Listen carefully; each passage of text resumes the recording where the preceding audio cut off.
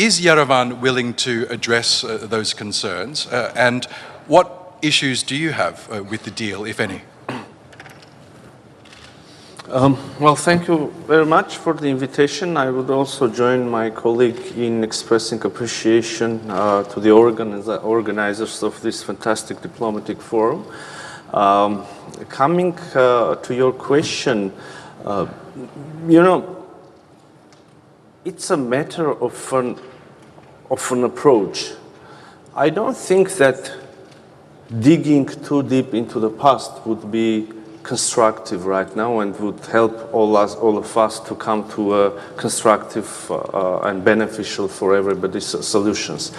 I would rather prefer to focus on the present and on the future, because if we focus on the obstacles, if we focus on the issues of history, if we start discussing which territory belonged to whom, I don't know, 100 years ago, or who killed more people of the other nationality, I think we would jointly come to another conflict. Meanwhile, the desire of the government of the Republic of Armenia and the people of Armenia, at least from our side, is to build lasting peace in our region, including, and first of all, we are discussing the relations and normalization with Azerbaijan. You are completely right. We succeeded after long negotiations, we succeeded to agree over the text of draft peace agreement. And we also suggested to immediately start consultations on aiming to define the venue and the time, the data for signing the peace agreement. Is this peace agreement, is the agreed text answering to all possible questions? Of course not. And I believe there is no single agreement in the world that answers to all possible questions and covers all possible issues. This is a basis,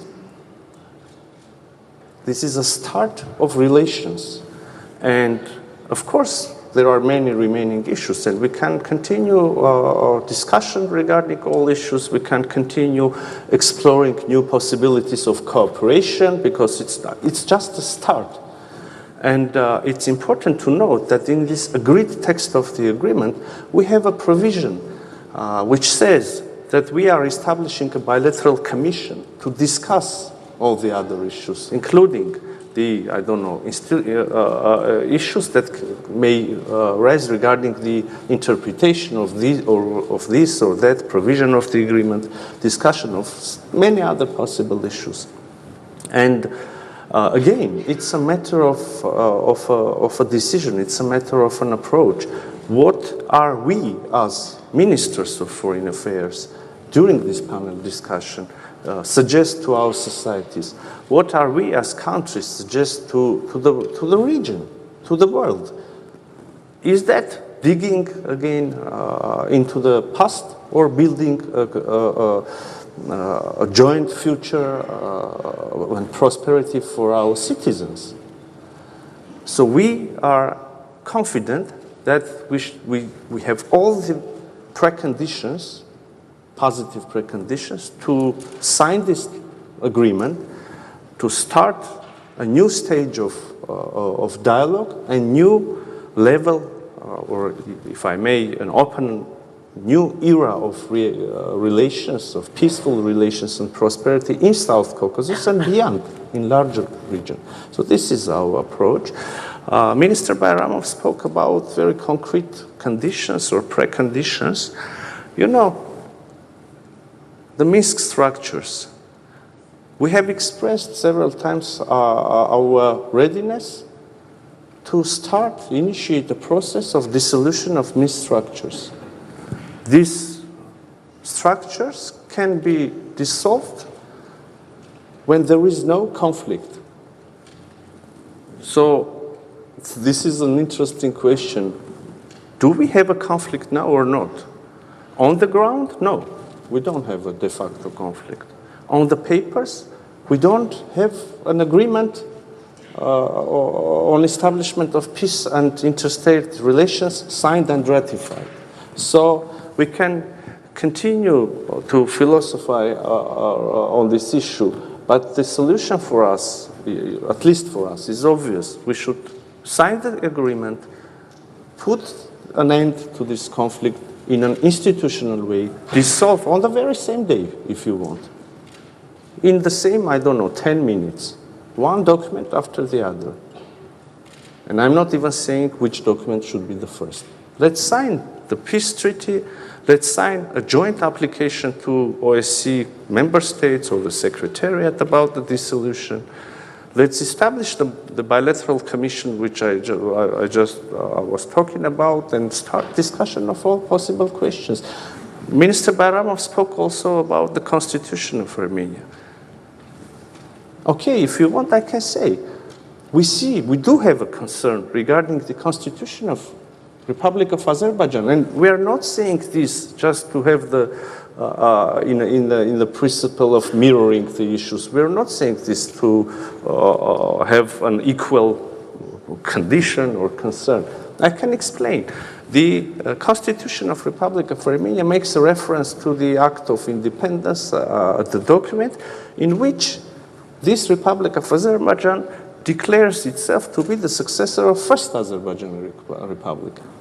And we all know that the First Azerbaijani Republic declared its sovereignty over much larger territories than today's Azerbaijani Republic, including, around or more than 60% of current sovereign Armenian territories. So again, it's a matter of approach. From which end are we beginning? Are we going to have all answers to all possible questions and only then establish relations, or we are building on what we already have accomplished? Because, we have an unprecedented situation. Armenia and Azerbaijan, again, please focus on this issue. Armenia and Azerbaijan have agreed on a text of an agreement between them, acknowledging each other's territorial integrity within borders which existed by the time, at the moment of the dissolution of Soviet Union. This sentence answers to so many questions and so many concerns. Are we going to build on this, or we are going to undermine this very tangible historic accomplishment and then bring another issue to the table of negotiations, another issue? It could become a never-ending process. Are we focusing on future or on the past? This is the conclusion. So, Minister Mիրzոյանի, it sounds like you want the agreement to be signed and the issues to be ironed out at a later date. But we heard Minister Bayramov mention that constitutional change that you just addressed, in which the Armenian constitution currently states that Karabakh is a part of Armenia. Do you acknowledge that that might be a concern for Baku? Thank you very much for this issue. So I am officially saying, and our constitution is a public document. You can check and correct me if I'm mistaken, but I assure you I'm not mistaken.